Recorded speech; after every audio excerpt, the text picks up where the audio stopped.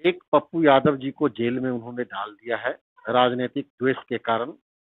लेकिन उनके नक्शे कदम पर चलने के लिए, उनके नीति सिद्धांतों से लैस लाखों पप्पू यादव आज बिहार में है।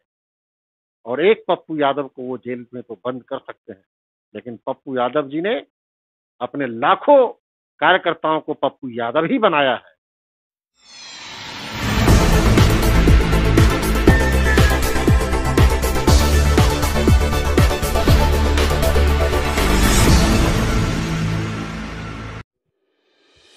एक तरफ जहां बिहार की राजनीति में, बिहार के पॉलिटिक्स में और जनता के बीच में कहीं न कहीं एक भूचाल सा आ गया है। पहले तो कोरोना मामलों को लेकर के, उसके बाद फिर अलग-अलग आपराधिक घटनाओं को लेकर के, और इन सब के बीच में जापसुरपुर में पप्पू यादव की गिरफ्तारी भी एक बहुत ही अहम मुद्दा है बिहार की राजनीति में।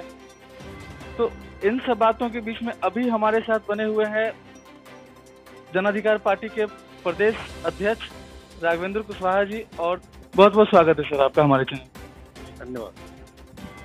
हमारा सर पहला प्रश्न ये है कि अभी हाल ही का जो मामला है, जो पारस हॉस्पिटल में जो घटना हुई है, तो उस घटना के बारे में अलग लोगों के अलग अलग तरह के बयान आ रहे हैं। जो जांच कमेटी भी जो बिठाई गई थी, उन्होंने भी क्लीन चिट दे दिया है पारस हॉस्पिटल को कि ऐसी कोई घटना नहीं हुई है। तो इस बारे में आपका क्या कहना है?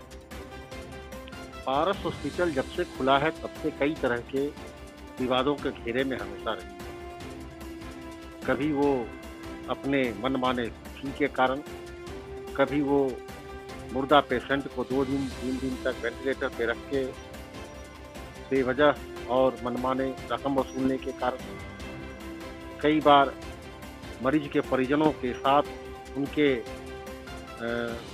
निजी जो गुंडे हैं उनके द्वारा उसके साथ मारपीट करना, कई बार माननीय पूर्व मंत्री विधायकों के इलाज में कोताही बरतने का भी, और ये हाल का मामला तो बिल्कुल सर से ऊपर चला है। पीड़िता स्वयं बोल रही है वीडियो क्लिप के द्वारा कि मेरे साथ पारस के हॉस्पिटल के कुछ लोगों ने मेरे साथ दुर्व्यवहार किया, गलत किया। उनकी बेटी कह रही है कि उनके साथ गैंगरेप किया गया।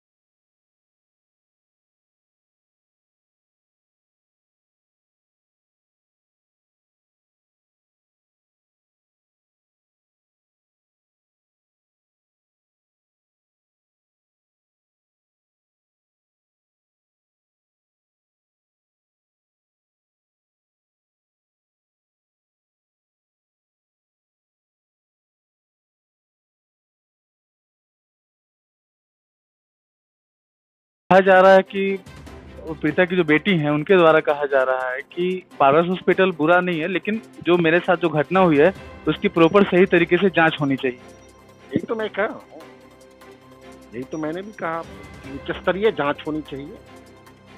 पीड़िता की बेटी का वीडियो और ऑडियो वायरल हुआ, उसके बाद हम लोग पहुंचे वहां। पीड़िता को हम लोग के सामने में पारस का मेडिकल प्रशासन उसको धमकाया और कहा कि आप इस तरह से प्रेस के सामने में कुछ बोलिएगा हम लोग के खिलाफ में तो मरीज की सुरक्षा की जिम्मेवारी आपकी। बताइए, ये कम बड़ी बात है?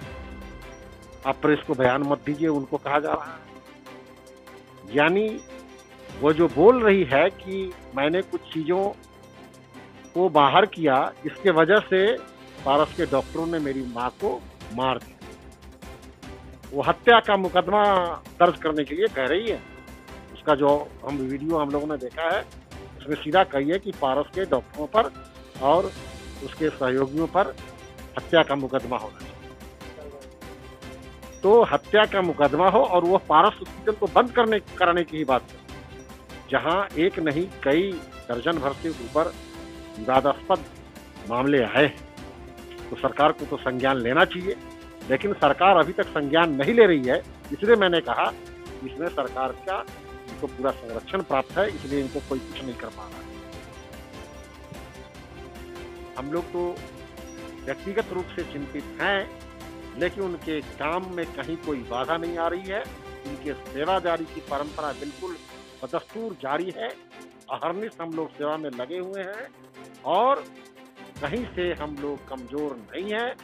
पूरी मुस्तैदी और पूरी मजबूती के साथ हम लोग बिहार की जनता के साथ खड़े हैं और उनके दुख और दर्द को मिटाने के लिए हम लोग प्राण का उत्सर्ग करने के लिए तैयार हैं। ये जेल तो बहुत छोटी चीज होती है। मेरे पप्पू यादव जी के एक एक कार्यकर्ता जो बाहर भी पप्पू यादव है, जो लाखों कार्यकर्ता पप्पू यादव बाहर है, वो जेल के अंदर के पप्पू यादव से के समान है और वो अपने नेता के सम्मान में मान में पूरी तरह से अपने जान की बाजी लगाने के लिए तैयार है।